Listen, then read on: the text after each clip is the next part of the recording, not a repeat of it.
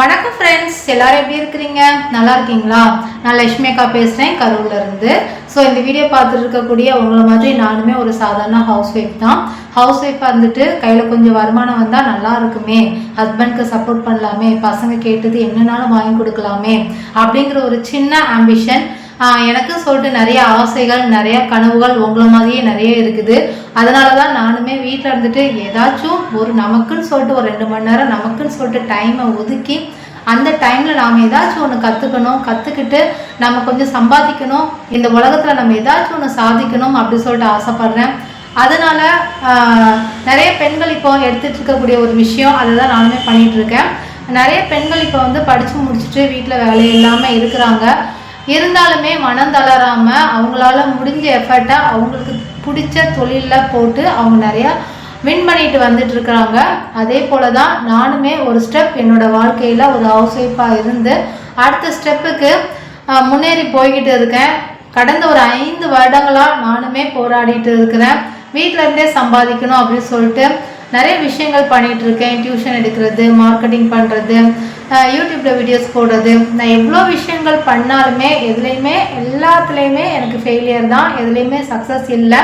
இருந்தாலும் என்னுடைய விடாமுயற்சியின் மூலமாக அடுத்ததாக ஒரு ஸ்டெப் எடுத்து வைக்கணும் அப்படின்னு சொல்லிட்டு நான் போகிற பாதை, நான் போகிற பயணம் எல்லாமே புதுசாக இருக்குது. என்னோடய லைஃப்பில் நான் சின்ன பொண்ணாக இருக்கும்போது ஒரு விஷயத்தை கற்றுக்கணும்னு நினச்சேன், டெய்லரிங் அப்படிங்கிற விஷயம். ஆனால் அந்த விஷயத்தை அப்போ கற்றுக்கல. இப்போ வாழ்க்கையில் நிறைய அடிபட்டதுக்கு அப்புறமா நமக்கு இந்த டெய்லரிங் கை கொடுக்கும் அப்படின்னு சொல்லிட்டு நான் நம்பி இறங்கியிருக்கேன் அதுக்குள்ளே. ஸோ நான் போகிற இந்த பாதையிலே நிறைய பெண்கள் என்ன மாதிரி போவீங்கள்ல. ஸோ அதனால் எனக்கு தெரிஞ்ச ஒரு சில விஷயங்கள் இந்த 1 மந்தில் நான் என்ன கற்றுக்கிட்டு இருக்கேன் டெய்லரிங்கில். அந்த டெய்லரிங் கிளாஸை நம்ம 1 மந்த் 2 மந்த் 3 மந்த்து கிராஸ் பண்ணி போகும்போது நம்ம என்னெல்லாம் ஃபேஸ் பண்ணுவோம், அதுலேருந்து நம்ம எப்படி ஈஸியாக வெளியில் வரணும், அதை பற்றி எனக்கு தெரிஞ்ச விஷயங்களை சொல்கிறேன். இது ரொம்ப முக்கியமான விஷயமான கிடையாது. ஆனால் என்னோடய லைஃப்பில் நான் இனிமேட்டு எடுத்து வைக்கக்கூடிய ஒவ்வொரு ஸ்டெப்புமே எனக்கு ஒரு ஹிஸ்ட்ரியாக தான் மாறணும் அப்படின்னு சொல்லிட்டு நான் நினைக்கிறேன். ஏன்னா நான் அவ்வளோ அடிபட்டிருக்கேன். ஒரு 4-5 வருஷமாகவே நான் போராடிட்டு இருக்கேன். எப்படியாச்சும் நம்மளோட லைஃப்பில் நம்ம வீட்டில் இருந்தே சம்பாதிச்சிடணும், வீட்டிலேருந்தே சாதிச்சிடணும் அப்படின்னு சொல்லிட்டு. ஆனால் அதுக்கு எல்லாமே நிறைய முட்டுக்கட்டைகள், நிறைய கேட் போட்டுகிட்டே வருது. ஸோ காலங்கள் ரொம்ப நமக்கு நிறைய விஷயங்களை கற்றுக் கொடுக்குது. அந்த கற்றுக் கொடுக்குறதுலேருந்து நிறைய பாடங்களை கற்றுக்கிட்டு அடுத்தடுத்து நம்ம முன்னேறி போய்கிட்டே இருக்கிறோம். அந்த 1 மந்த் கிளாஸில் நம்ம என்ன கற்றுக்கிறோம் அப்படிங்கிறத நான் சொல்கிறேன். ஃபஸ்ட்டு டெய்லரிங் கிளாஸ்க்கு போகிறதா இருந்தால் ஒரு ஹவுஸ் ஒய்ஃபாக நம்மளால் நம்ம வீட்டை விட்டு நம்ம ஒரு 2 மணி நேரம் வெளியில் போயிட்டு வரோம்னா, போயிட்டு மறுபடியும் உள்ளார வர்றதுக்குள்ளே அந்த 2 மணி நேரம் அப்படிங்கிறது நம்ம குழந்தைய பாதிக்காமல் இருக்கணும், நம்ம ஹஸ்பண்டை பாதிக்காமல் இருக்கணும், நம்ம வீட்டு கிச்சனு, நம்ம வீட்டு பெட்ரூம் எதையுமே பாதிக்காமல் இருக்கணும். ஏன்னா அங்கே தான் நம்ம இவ்வளோ நாள் இருந்துருக்குறோம். நம்ம வெளியில் 2 மணி நேரம் போயிட்டு உள்ளார வந்தால் அந்த இடத்துல என்னென்ன விஷயங்கள் நடக்கும் அப்படிங்கிறது நம்ம யோசிக்கணும். நான் 2 மணி நேரம் எங்கள் குழந்தைய விட்டுட்டு போயிட்டேன்னா அந்த குழந்தைக்கு அந்த 2 மணி நேரம் பாதுகாப்பு யார் அப்படிங்கிறத நம்ம பார்த்துக்கணும். ஓகேங்களா? ரொம்ப சின்ன குழந்தையா இருந்தால் அந்த குழந்தைய நம்ம என்ன பண்ணணும், நம்ம சேஃப்டியாக அம்மா அப்பா கிட்ட, நம்ம மாமனார் மாமியார் கிட்ட சேஃப்டியான ஒரு இடத்துல, ஒரு பேபி கிளாஸில் அல்லது ஒரு ஸ்கூலில் எங்கேயாச்சும் விட்டுட்டு தான் நம்ம கிளம்ப முடியும். நான் என்னோடய பாப்பாவை ஸ்கூலில் விட்டுட்டு அதுக்கப்புறம் நான் கிளம்புறேன். ஸோ டெய்லரிங் கிளாஸு போகணும் அப்படின்னு ஆரம்பித்த உடனேயே நான் யோசித்த ஒரு விஷயம் என்ன அப்படின்னு சொல்லி கேட்டிங்கன்னா, அதுக்கு நமக்கு டைம் செட் ஆகணும். எப்படி ஒரு 2 மணி நேரம் கிளாஸ் இருக்கும், அப்புறம் போகிற டைமு வர்ற டைமு அதெல்லாம் சேர்த்து பார்த்தா எப்படி ஒரு 3 மணி நேரம் ஆகுது. அப்போ அந்த 3 மணி நேரம் டைமு நம்ம வீட்டை விட்டு வெளியில் போகிறோன்னா அந்த நேரத்தை நம்ம செலக்ட் பண்ணணும். ஓகேங்களா? இந்த டைம் போக போகிறோம். ஏன்னா பாப்பா கொஞ்சம் பெருசாக இருக்காங்க. அப்படிங்கிற பட்சத்தில் குழந்தைங்களை நம்ம என்ன பண்ணுறோம்னா ஸ்கூலுக்கு விட்டுடுறோம். ஸ்கூலுக்கு விட்டுட்டு அவங்க ரிட்டர்ன் வருவாங்க. அதுக்குள்ளார தான் நம்ம டெய்லரிங்கை நம்ம முடிக்க வேண்டியதாக இருக்குது. ஸோ அப்போது பாப்பா ஸ்கூலுக்கு போனதுக்கு அப்புறமா நான் 11 மணி அப்படிங்கிறத செலக்ட் பண்ணேன். ஏன்னா 11 மணிக்கு நம்ம போனோம்னா வீட்டுக்கு எப்படியும் 2 மணிக்குள்ள ரிட்டர்ன் ஆயிடலாம். 3:30க்கு மறுபடியும் நம்ம என்ன பண்ணலாம், பாப்பாவை கூப்பிட்றதுக்கு ஸ்கூலுக்கு போயிடலாம். ஸோ அந்த கேப் ஓகேங்களா. ஸோ இந்த மாதிரி நம்ம வந்து ஃபஸ்ட்டு ஒரு டைம் மேனேஜ்மெண்ட் தான் நம்ம வந்து கற்றுக்கணும். அப்போ தான் நம்ம வந்து வீட்டை விட்டு வெளியில் போயிட்டு மறுபடியும் வீட்டுக்குள்ளே வந்தாலுமே வீட்டில் எந்த ஒரு பிரச்சனையும் இல்லாமல் நம்மளால் ஸ்மூத்தாக கொண்டு போக முடியும். அன்றைய நாள் வந்து நமக்கு வந்து பாசிட்டிவாக இருந்தால் மட்டும்தான் அடுத்த நாள் கிளாஸ்க்கு மைண்டு ரெடியாகி நம்மளால் போக முடியும். இல்லாட்டி ஏதோ ஒரு பிரச்சனை வந்துடுச்சு, நம்ம தையல் கிளாஸ் போனதுனால வீட்டில் ஏதோ ஒரு ப்ராப்ளம் வந்துட்டுனா அடுத்த நாள் கிளாஸ் வந்து நம்ம வந்து போகிறது கொஞ்சம் சிரமப்படுவோம். என்னடா இப்படி ஆயிடுச்சு அப்படின்னு மனசு கஷ்டமாக இருக்கும். அதனால தான் சொல்கிறேன், ஃபஸ்ட்டு டைமிங் வந்து கரெக்டாக செட் பண்ணி வச்சுக்கணும். அதே போல் ரெண்டாவதாக நான் யோசித்த விஷயம் என்ன அப்படின்னு சொல்லி கேட்டிங்கன்னா, இப்போ வீட்டை விட்டு வெளியில் போயிட்டு வர்றதுக்கு நிறைய நேரம் எடுத்துக்க கூடாது அப்படின்னு சொல்லி யோசித்தேன். நாங்கள் இருக்கிறது வில்லேஜில், பெரிய பெரிய கிளாஸ் போய் படிக்கணும் அப்படின்னு சொல்லி பார்த்தோம்னா அதுக்கு வந்து டவுனுக்கு போகணும். அப்போ போயிட்டு வரணும்னா எப்படியும் 1.5 மணி நேரம் ஆகும். ட்ராவல் பண்ணி போய் கலப்பாக நம்ம வீட்டுக்கு வந்தோம்னா வீட்டில் நம்மளால் கரெக்டான ப்ராப்பராக எந்த ஒரு வேலையுமே செய்ய மாட்டோம். ஏதாச்சும் ஒரு வேலையை வந்து பெண்டிங்கில் போடுவோம். அதனால் அடுத்த நாள் நமக்கு டென்ஷன் ஆகும். வீட்லேயும் இவளுக்கு வேறு வேலை இல்லை, சும்மானத்துக்கும் கிளாஸ்க்கு கிளம்பி போயிட்டா வீடெல்லாம் அப்படி கிடக்கு அப்படின்னு ஒரு பேச்சு வரும். ஸோ இதனால் நான் என்ன பண்ணேன் அப்படின்னா, நம்ம ஊர்லேயே நம்ம கிராமத்திலேயே எங்கே பெஸ்ட்டாக சொல்லி கொடுப்பாங்களோ அங்கே நம்ம ஜாயின் பண்ணிக்கலாம் அப்படி சொல்லி யோசிச்சுட்டு எங்கள் கிராமத்தில் ஒரு 2 பேர் 3 பேர் கூட இல்லை கிளாஸ் சொல்லி கொடுக்கறதுக்கு. நான் அவங்கள யார்கிட்டயாச்சும் நமக்கு தெரிஞ்சவங்க கிட்ட போனால் போதுன்னு அவங்க கிட்ட தான் கற்றுக்க போனேன். ஏன்னா அவங்கள தாண்டி நம்ம கிராமத்தை தாண்டி நம்ம வெளியில் போனோம்னா எப்படியும் ட்ராவலிங் டைம் 2 hours ஆயிரும். அதில் நம்மளுக்கு கண்டிப்பாக நம்ம ஃபேமிலி கண்டிப்பாக நம்ம பாதிக்கப்படுவாங்க. அதனால தான் வீட்டில் பக்கத்துலேயே வாக்கபிள் டிஸ்டன்ஸில் இருக்கிற இடத்துக்கு நான் போனேன். அப்படி போகும்போது எனக்கு ரொம்ப பெரிய பெனிஃபிட் கிடைச்சிது. என்னன்னு சொல்லி கேட்டிங்கன்னா, சில டைம் நான் 11 மணிக்கு போக முடியலன்னா 12 மணிக்கு கூட போவேன். சில டைம் 12 மணிக்கு போக முடியலன்னா ஈவினிங் பாப்பாவை ஸ்கூல்லேருந்து கூட்டிட்டு வந்து வீட்டில் விட்டுட்டு அதுக்கப்புறமா 4 மணிக்கு போல் போயிட்டு 6 மணிக்கு போல் ரிட்டர்ன் ஆவேன். ஸோ இந்த மாதிரி ஃப்ளெக்சிபிள் டைம் எனக்கு கிடைச்சிது. ஏன்னா அங்கே கிளாஸில் ஸ்ட்ரென்த்து கம்மியாக இருக்கிறாங்க, நம்மளை தனியாக ஃபோக்கஸ் பண்ணி பார்க்குறாங்க, நமக்குன்னு சொல்லிட்டு ப்ரையாரிட்டி நிறைய கொடுக்குறாங்க, நமக்கு ஃப்ளெக்சிபிள் டைமில் கிளாஸ் எடுத்து கொடுக்குறாங்க. ஸோ இவ்வளோ பெனிஃபிட் இருக்கிறதுனால நிறைய ட்ராவலிங் டைம் எடுத்து அங்கே இங்கேயும் போய் நம்மளுடைய உடலுக்கு நம்ம வந்து அதிகப்படியான ஒர்க்கை கொடுத்தோம், அலைச்சலை கொடுத்தோம்னா கண்டிப்பாக நம்மளுடைய ஃபேமிலியில் ஏதோ ஒரு இஷ்யூஸ் நடக்கும். ஸோ அதையும் நம்ம அவாய்ட் பண்ணணும். ட்ராவலிங் டைமை குறைச்சிக்கோங்க, முடிஞ்ச அளவுக்கு பக்கத்தில் கிளாஸ் பாருங்கள். ஓகேங்களா?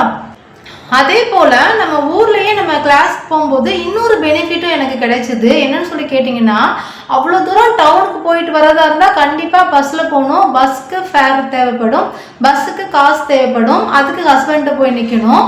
இப்போ ஊருக்குள்ளே போகிறதுனால அதை அவாய்ட் பண்ணியாச்சு. அப்படி இல்லைன்னா ஓனாக வண்டியில் போவோம், பெட்ரோல் போடுவோம், பெட்ரோலுக்கு காசு தேவைப்படும், அதுக்கும் ஹஸ்பண்ட்டை போய் நிற்கணும். ஸோ இந்த 2 விஷயமும் நம்ம அவாய்ட் பண்ணிவிட்டு நமக்கு கால் இருக்குது, நம்ம நடந்து போகிறோம், ஒரு 5 நிமிஷம் தான் போனால் நம்ம ரீச் ஆயிடுறோம். ஈஸியாக ஒரு டயர்ட்னஸ்ஸே இல்லாமல் கிளாஸ் ரூம் போயிட்டு அந்த அக்கா சொல்லி கொடுக்குறத சூப்பராக கற்றுக்கிட்டு வீட்டுக்கு ஈஸியாக வீட்டுக்கு வந்துடுறோம். அதுவும் லன்ச் டைமுக்கு வீட்டுக்கு வந்துடுறோம். ஹஸ்பண்டுக்கு சாப்பாடு எடுத்து கொடுக்குறோம், அவங்க கூட உட்காந்து சாப்பிட்றோம், அவங்களையும் நம்மளால் பார்த்துக்க முடியுது. ஸோ இதுதான் பெஸ்ட்டாக இருக்குது. ஓகேங்களா? ஸோ அடுத்ததாக 3ஆவதாக நான் யோசித்த ஒரு விஷயம் என்ன அப்படின்னு சொல்லி கேட்டிங்கன்னா, இவ்வளோ நாள் நம்ம ஹவுஸ் ஒய்ஃபாக வீட்டில் இருந்தாச்சு, புக்ஸு படிப்பு எல்லாத்தையும் மூட்டை கட்டி வச்சாச்சு. இதுக்கு அப்புறமா நம்ம ஒரு விஷயத்தை போய் ஒரு இடத்துல போய் கற்றுக்க போகிறோம். ஸோ அந்த இடத்துல என்ன வேணாலும் நடக்கலாம்ல. அவங்க திடீர்னு என்னங்க உங்களுக்கு ஒன்றுமே தெரிய மாட்டேங்குது அப்படின்னு சொல்லலாம். அவங்க நம்மளை திடீர்னு மட்டமாக நினைக்கலாம், என்ன இந்த பொண்ணுக்கு என்ன சொல்லி கொடுத்தாலும் புரிய மாட்டேங்குது, அந்த மாதிரி அவங்க யோசிக்கலாம். அப்படிங்கிற தாட் எனக்கு வந்துச்சு. ஓகேங்களா? அதனால் நான் என்ன பண்ணேன்னா, அந்த அக்கா கிட்ட எனக்கு சொல்லிக் கொடுக்குற அக்கா கிட்ட நான் முதல்ல சொல்லிட்டேன், அக்கா எனக்கு ஏஜ் 40+ ஆயிடுச்சு, இந்த ஏஜுக்கு மேலே நான் ஒரு விஷயத்த வந்து உங்ககிட்ட கற்றுக்கலான்ட்டு வந்திருக்கேன்னா என்னோட குடும்ப சூழ்நிலைக்காக நான் வந்திருக்கேன். கண்டிப்பாக ஒரு ப்ரொஃபஷன் வேணும், கண்டிப்பாக ஒரு தொழில் எனக்கு வேணும், கண்டிப்பாக எனக்கு ஒரு வருமானம் வேணும், அதுக்காக நான் வந்திருக்கேன். அப்படி இருக்கும்போது எனக்கு இந்த விஷயங்கள் நீங்கள் சொல்லிக் கொடுக்க போகிற விஷயங்கள் வந்து சில விஷயங்கள் குயிக்காக புரியலாம், சில விஷயங்கள் ரொம்ப லேட்டாக தான் புரியலாம். எப்படியானாலும் பரவாயில்ல, எனக்கு ஒரு விஷயத்த ஒரு 10 தடவை சொல்லி கொடுத்துருங்க. ஏன்னா நான் கொஞ்சம் அப்படி இப்படி தான், எனக்கு டக்குன்னு எதுவுமே புரியாது. ஒரு 10 தடவையாச்சும் நீங்கள் சொல்லி கொடுத்தீங்கன்னா நான் கற்றுப்பேன், கோச்சிக்காமல் எனக்கு கற்றுக் கொடுத்துருங்க அப்படின்னு நான் ஃபஸ்ட்டு நாளே சரண்டர் ஆகிட்டேன். நான் ஃபஸ்ட்டு நாளே ஓப்பன் மைண்டாக அவங்ககிட்ட பேசிட்டேன். இதனால் பெனிஃபிட் இருந்துச்சு. என்ன பெனிஃபிட் அப்படின்னு சொல்லி கேட்டிங்கன்னா, என் கிளாஸில் நானும் இன்னொரு பொண்ணும், அந்த பொண்ணு 20+ தான். அந்த பொண்ணு டக்கு டக்குன்னு எல்லாமே கற்றுப்பாங்க, நான் ரொம்ப ஸ்லோவாக தான் கற்றுப்பேன். அப்படின்னாலும் அந்த அக்கா வந்து எனக்கு வந்து எல்லாத்தையுமே என்ன பண்ணாங்கன்னா, எனக்கு அவங்க கிட்ட பிடிச்ச ஒரு விஷயம் என்னன்னா, நம்ம ஏதாச்சும் கேட்டோம்னா சொல்லி தர மாட்டாங்க, அதுக்கு பதிலாக நம்ம செய்ய வைப்பாங்க. நீ செய், நீ செஞ்சாதான் நீ உனக்கு தெரியும். ப்ராக்டிக்கலாக என்ன பண்ண வைப்பாங்க. நான் ப்ராக்டிக்கலாக பண்ணுறதுக்கு டைம் எடுப்பேன், அதிக டைம் எடுத்தாலுமே பரவாயில்ல, நீ தான் பண்ணணும், நான் பண்ண மாட்டேன் அப்படின்னு சொல்லிட்டு ஒரு டிஸ்டன்ஸ்லேயே இருந்து எனக்கு கற்றுக் கொடுப்பாங்க. என் பக்கத்தில் வந்து கற்றுக் கொடுக்க மாட்டாங்க. அது ரொம்ப நல்ல ஒரு விஷயம். ஏன்னா அவங்களே வந்து நான் டவுட் கேட்கும் போதெல்லாம் அவங்களே வந்து கிளாரிஃபிகேஷன் பண்ணி கொடுத்துட்டு போயிட்டாங்கன்னா நான் கற்றுக்க மாட்டேன். இப்போ அவங்க என்ன பண்ணிட்டாங்க, என்னையே கற்றுக்க சொல்கிறாங்க, என்னையே செய்ய சொல்கிறாங்க. நான் ஈஸியாக கற்றுக்குறேன், எனக்கு ஈஸியாக புரியுது. ஓகேங்களா? ஸோ இந்த பெனிஃபிட் எதனால் எனக்கு கிடச்சிது அப்படின்னா, அவங்கக்கிட்ட நான் ஃபஸ்ட்டு டேலேயே ஓப்பன் மைண்டாக பேசிட்டேன், நான் எதுக்காக வந்திருக்கேன் அப்படிங்கிற பர்பஸை சொல்லிட்டேன், அதனால் எனக்கு கிடச்சிது. ஓகேங்களா? ஸோ இனிமேட்டு நான் ஷேர் பண்ணுற விஷயம் வந்து ரொம்ப ரொம்ப முக்கியமான விஷயம். இந்த கிளாஸுக்கு போகும்போது நிறைய பேர் நம்ம அடிக்க ஆரம்பித்தாங்க. இந்த சொசைட்டி இருக்குல்ல, சொசைட்டியில் கண்ணு காது மூக்கு வாய் எல்லாம் வச்சு பேசுகிற ஆட்கள் நிறைய பேர் இருப்பாங்க. ஸோ அவங்களெல்லாம் தாண்டி தான் நீங்கள் அந்த கிளாஸ்க்குள்ளே போய் ஆகணும். நாம் இவ்வளோ நாள் வீட்டுக்குள்ளே இருந்துட்டோம், இதுக்கப்புறமா நம்ம வெளியில் போகும்போது ஒவ்வொருத்தரும் நம்மளை பார்க்குற ஒவ்வொருத்தரும் மைண்ட் செட்டில் ஏதோ ஒன்று நினைக்கிறாங்க, அவங்களுக்குள்ளே கூடி பேசிக்கிறாங்க. இந்த இடத்துல தான் நம்ம ஸ்ட்ராங்காக இருக்கணும். யாரை பற்றியும் நம்ம யோசிக்க கூடாது. ஓகேங்களா? நம்ம கஷ்டத்துக்காக நாம் போய் கற்றுக்க போகிறோம். அப்படி இருக்கும்போது அக்கம் பக்கத்து வீட்டுக்காரங்க, சொந்தக்காரங்க, பந்தக்காரங்க, ரிலேஷன்ஷிப்ஸு, வேண்டினவங்க வேண்டாதவங்க யார் என்ன சொன்னாலும் எதுவும் ஃபீல் பண்ணக்கூடாது அப்படிங்கிறத நான் மைண்டில் செட் பண்ணிக்கிட்டேன். ஓகேங்களா? அப்படி செட் பண்ணிவிட்டு கிளாஸ் ரூமில் போய் உட்காரும்போது கிளாஸ் ரூம் ஓப்பனாக இருக்கிறதுனால நிறைய கஸ்டமர்ஸ் வராங்க. ஏன்னா அவங்க வந்து எங்கள் ஊரில் பெரிய ஃபேமஸான ஒரு டெய்லர் தான். அந்த டெய்லர்கிட்ட டெய்லி ஒரு 10 பேராட்டும் கஸ்டமர்ஸ் வராங்க. ஸோ அந்த கஸ்டமர்ஸ் வர்றவங்க எல்லாம் எங்களையும் பார்க்குறாங்க. நாங்கள் பண்ணுற விஷயங்களை பார்த்துட்டு ஒவ்வொருத்தரும் ஒவ்வொரு விஷயம் சொல்கிறாங்க. அம்மா இப்படி பண்ணு, துணியை திருப்பு, துணியை இந்த பக்கம் கொண்டு வா, கையை அப்படி வை, அந்த மாதிரி மட்டும் கிடையாது, மனசை வந்து பாதிக்கிற மாதிரி பேசவும் செய்கிறாங்க. ஓகேங்களா? ஸோ நல்ல விஷயமும் நமக்கு வருது, அந்த இடத்துல நிறைய கெட்ட விஷயமும் நமக்கு நடக்குது. ஸோ இது எல்லாத்தையும் நம்ம தாண்டி வரணும். ஓகேங்களா? ஸோ எனக்கு நடந்த ஒரு விஷயத்த நான் ஷேர் பண்ணுறேன். என்னன்னு சொல்லி கேட்டிங்கன்னா, அந்த இடத்துல வந்து நான் உட்காந்து தச்சிட்டு இருக்கும்போது ஒரு அம்மா வந்தாங்க. அவங்க யாருன்னு எனக்கு தெரியாது, எங்கள் ஊருக்காரங்க தான். வந்துட்டு அந்த அக்கா கிட்ட துணி கொடுக்குறாங்க. ஒரு 90யை வந்து அவங்க சைஸுக்கு தைக்கிறதுக்காக கொடுத்துட்டு இருக்கிறாங்க, அளவு கொடுத்துட்டு இருக்கிறாங்க. அந்த கேப்பில் எங்கள் டெய்லர் அக்கா கிட்ட அக்கா டவுட்டுன்னு சொல்லிட்டு கேட்குறேன். அவங்க டவுட்டு சொல்கிறாங்க. அதை வந்து தலையாட்டி கேட்டுட்டு வந்துட்டு மறுபடியும் உட்காந்து நான் பண்ண போகிறேன். நான் பண்ண தெரியல, எனக்கு நான் டவுட் கேட்டுட்டு வந்தாலுமே எனக்கு பண்ண தெரியல. இது அந்தம்மா உட்காந்து கேட்ச் பண்ணிகிட்டே இருந்திருக்குது. நீங்கள் அவங்க சொல்லி கொடுக்கும்போது தலையை தான் ஆட்டினீங்க. நீங்கள் என்ன பண்ணணும் தெரியுமா? வந்து உட்கார்ந்த உடனே ஒரு நோட்டில் எழுதணும், உங்கள் மிஸ் என்ன சொல்லி கொடுத்தாங்கன்னு கேட்டு எழுதணும். எழுதுனா தானே உங்களுக்கு வந்து மைண்டில் ஏறும் அப்படின்னு நமக்கு வந்து கிளாஸ் எடுக்க ஆரம்பித்தாங்க. ஸோ அந்த இடத்துல ஒரு ஸ்டூடெண்ட்டு, ஒரு டீச்சரு, அவங்களுக்கு மட்டும்தான் வேலை. வெளியிலேருந்து வர்ற கெஸ்ட்டுக்கு எந்த ஒரு வேலையுமே கிடையாது. ஆனால் அந்த கெஸ்ட்டு ரோல் வந்து கெஸ்ட்டு அப்படிங்கிறதையும் மீறி அவங்களே ஏதோ பெரிய வித்வானாட்டம் பேச ஆரம்பித்தாங்க. ஸோ அந்த இடத்துல எனக்கு எப்படி இருக்கும் சொல்லுங்கள்? ஒரு 4 பேர் இருக்கிற இடத்துல எனக்கு மனசு கஷ்டமாக இருக்குது. என்னடா இவங்க இப்படி சொல்கிறாங்களே, நம்மளை வந்து புண்புறுத்துறாங்களே, நம்மளே எந்த சுச்சுவேஷனில் வந்து உட்காந்துருக்கோம் அப்படிங்கிற மாதிரி நம்ம மனசை வந்து அப்செட் பண்ண மாதிரி நிறைய விஷயங்கள் வந்து நடந்துச்சு. அதையும் தாண்டி தான் திரும்ப அடுத்த நாள் கிளாஸ்க்கு நம்ம போகிறோம். ஓகேங்களா? ஸோ இந்த மாதிரி கூட நம்ம மனசை புண்படுத்துகிற மாதிரி நிறைய விஷயங்கள் நடக்கலாம். அப்போ கூட நம்ம என்ன பண்ணக்கூடாது, மனசை விடக்கூடாது, மனம் தளரக்கூடாது. ஒரு தன்னம்பிக்கையோடு எழுந்து எழுந்து போய்கிட்டே இருக்கணும். இன்னைக்கு பேசுகிறவங்க பேசிக்கிட்டு தான் இருப்பாங்க. அவங்க நம்ம குடும்பத்தை நாளைக்கு வந்து பார்க்க போகிறது கிடையாது, நம்ம தான் பார்த்தாகணும். ஓகேங்களா? அதனால யாரும் ஏதாச்சும் உங்களை புண்படுத்துகிற மாதிரி பேசுகிறாங்கன்னா அதெல்லாம் மைண்டில் போட்டு வச்சுக்காதீங்க. அப்படியே கலட்டி விட்டுட்டு வெளியில் விட்டுட்டு போயிட்டே இருங்க. அப்போ தான் நீங்கள் சூப்பராக முன்னேற முடியும். ஸோ எனக்கு என்னோட தையல் கிளாஸில் ஒரே ஒரு டிமெரிட் இருக்குது அப்படின்னு சொல்லி பார்த்தீங்கன்னா அது இது மட்டும்தான். ஓப்பன் ஏரியாவாக இருக்கிறதுனால நிறைய கஸ்டமர்ஸ் வர்றதுனால அங்கே கொஞ்சம் ஒரு நாய்ஸியாக இருக்குது. என்னோட கான்சன்ட்ரேஷன் வந்து எப்போவுமே வெளி உலகத்துக்கு போயிட்டு திரும்ப உள்ளார கொண்டு வர்ற மாதிரி இருக்குது. அது அந்த அக்காவுக்கு தெரிஞ்ச நபர்கள் வராங்க, அவங்க ரிலேட்டிவ்ஸு ஃபேமிலி மெம்பர்ஸ்லாம் வராங்க. அவங்களாம் அந்த குட்டி ரூம்லேயே வெறும் 10க்கு 10 ரூம் தான், அந்த ரூம்குள்ளேயே எல்லாருமே உட்காந்து பேசுகிறாங்க. அதுவும் மைண்டு டிஸ்ட்ராக்ஷன் வருது.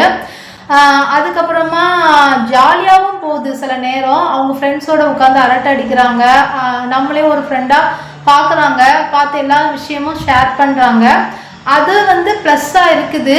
இருந்தாலும் சில சமயங்களில் அதே விஷயம் வந்து மைனஸாகவும் மாறுது. அதுக்கு காரணம் நம்மளுடைய ஃபோக்கஸ் வந்து மாறுது.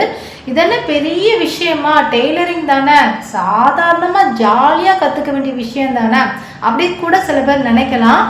ஆனாலுமே நமக்கு கிடைக்கிறது 2 மணி நேரம் தானே. அந்த 2 மணி நேரத்தில் நமக்கு வந்து அந்த அரட்டைகள் அடிக்கிறது, தேவையில்லாத விஷயங்கள் பேசுறது, அதுக்கு டைம் போயிடுச்சுன்னா அதுக்கப்புறம் அவங்க மிஷின் கொடுக்க மாட்டாங்களே, நம்ம எந்திரிச்சு வெளியில் வந்தாகணுமே, அதையும் நம்ம பார்க்க வேண்டியது இருக்குல்ல. ஸோ இது ஒன்று தான் சின்ன டிஸ்அட்வான்டேஜஸாக இருந்துச்சு. வேறு எதுவுமே எனக்கு மற்ற எல்லாமே ஹாப்பியாக இருந்துச்சு, ரொம்ப கம்ஃபர்டபுளாக இருந்துச்சு, ரொம்ப ஜாலியாக கிளாஸ் கொண்டு போனாங்க. அதனால நான் நிறைய விஷயங்கள் கற்றுக்கிட்டேன். நூல் கோர்க்கிறது எப்படி, பெடலிங் எப்படி பண்ணுறது, நேராக ஸ்டிச்சிங் பண்ணுறது எப்படி, வளைவாக ஸ்டிச்சிங் பண்ணுறது எப்படி, ஜிம்மிஸ் தைக்கிறது எப்படி, கர்ச்சிஃப் மடிச்சடிக்கிறது எப்படி, அதுக்கப்புறமா ஓரம் அடிக்கிறது எப்படி, அதுக்கப்புறமா சின்னதாக இன்னர் தைக்கிறது எப்படி, அப்புறமா நம்ம பெரியவங்களுக்கு உடுத்துகிற பாவாடை தைக்கிறது எப்படி, அதுக்கப்புறமா ஒரு 9 வயசு பொண்ணுக்கு தைக்கிற மாதிரி சட்டை தைக்கிறது, பாவாடை தைக்கிறது, அதெல்லாமே சொல்லி கொடுத்துருக்குறாங்க. ஸோ இவ்வளோ விஷயங்கள் கற்றுக்கிட்டு இருக்கோம். இந்த 1 மந்த் வந்து நான் என்னோட லைஃப்பில் இவ்வளோ விஷயம் புதுசாக கற்றுக்கிட்டு இருக்கேன் அப்படின்னு நினைக்கும் போது எனக்கு ரொம்ப ஹாப்பியாக இருக்குது. ஏன்னா இந்த விஷயம் கூட பண்ணாமல் இருந்தால் வீட்டில் இருந்து அந்த 2 மணி நேரம் வீணாக ஃபோனை தான் பார்த்துட்டு இருந்திருப்போம். ஃபேஸ்புக்கில், இன்ஸ்டாகிராமில் நிறைய ரீல்ஸ் பார்த்துட்டு, நிறைய வீடியோஸ் பார்த்துட்டு டைம் தான் வேஸ்ட் பண்ணிட்டு இருந்திருப்போம். ஸோ அந்த ஒரு 2 மணி நேரத்தை நம்ம இவ்வளோ விஷயம் கற்றுட்டு வந்திருக்கோமே. நம்ம பாப்பாவுக்கு சட்டை தைச்சி கொடுத்துருக்கோம், நம்ம மாமியாருக்கு பாவாடை தைச்சி கொடுத்துருக்கோம், அடுத்து நம்ம ஹஸ்பண்டுக்கு ஏதாச்சும் ஒன்று தைச்சி கொடுக்கணும்னு சொல்லிட்டு யோசிச்சுட்டு இருக்கேன். அடுத்து நம்ம டாப் வந்து நம்ம தைச்சிப்போம். இதெல்லாம் நிறைய விஷயங்கள் கற்றுக்குறோம்ல. ஸோ அதனால் எனக்கு வந்து நல்ல ஒரு விஷயமா இருக்குது. ரொம்ப நல்லா கொண்டு போயிருக்கோம். இந்த மாதம், இந்த ஜூலை மாதம் நம்ம நல்லா பண்ணியிருக்கோம், சூப்பராக பண்ணியிருக்கோம். நம்ம 10க்கு ஒரு 8 மார்க்காச்சும் வாங்கிடலாம், அந்த மாதிரி ஒரு மைண்டு. அடுத்தது இன்னொரு நல்ல விஷயமும், வீட்டுக்கு தேவையான ஒரு பொருள் வாங்கியிருக்கோம். இந்த மாதத்தில் நம்ம தையல் மிஷின் வாங்கியிருக்கோம். அந்த மிஷின் வந்ததுனால எனக்கு ரொம்ப சந்தோஷம். எப்படியும் நம்ம ஒரு தொழில் ஸ்டார்ட் பண்ண போகிறோம், இந்த தொழில் மூலமாக நம்ம ஒரு வருமானம் எடுக்க போகிறோம் அப்படிங்கிற ஒரு சந்தோஷம். அதுக்கப்புறமா நீண்ட நாள் ஆசை நிறைவேறுக்குப்பா. ரொம்ப நாள் தையல் மிஷின் கேட்டுகிட்டே இருந்தோம், வீட்டுக்காரங்க கிட்ட வாங்கியே தரல. ஆனால் தையல் கிளாஸ்க்கு போயிட்டு தையல் மிஷின் கேட்டேன், உடனே வாங்கி கொடுத்துட்டாங்க. ஸோ ரொம்ப ஹாப்பியாக இருந்துச்சு. அடுத்த மாதம் ஆகஸ்ட் மாதத்தில் என்னென்ன கற்றுக்க போகிறோம் சொல்லிட்டு ரொம்ப ஆர்வமாக இருக்குது. இந்த மாதத்தில் நிறைய ஹெல்த் இஷ்யூஸ் வந்துச்சு, அதை தாண்டி தான் கற்றுக்கிட்டேன். அதனால தான் ரொம்ப ஹாப்பியாக இருக்குது. இனிமேல் அடுத்த மாதத்தில் எந்த ஒரு ஹெல்த் இஷ்யூஸும் வராமல் நான் நல்லபடியாக போய் கற்றுக்கணும் அப்படின்னு சொல்லிட்டு கடவுளை வேண்டிக்கிறேன். இந்த வீடியோவை பொறுமையாக பார்த்த எல்லாருக்கும் ரொம்ப நன்றி சொல்லிக்கிறேன். வந்து சப்போர்ட் பண்ணி கொடுங்க, நம்ம சேனலை சப்ஸ்கிரைப் பண்ணுங்கள். இந்த வீடியோ பிடிச்சிருந்துச்சுன்னா ஷேர் பண்ணுங்கள், லைக் பண்ணுங்கள். Thank you so much.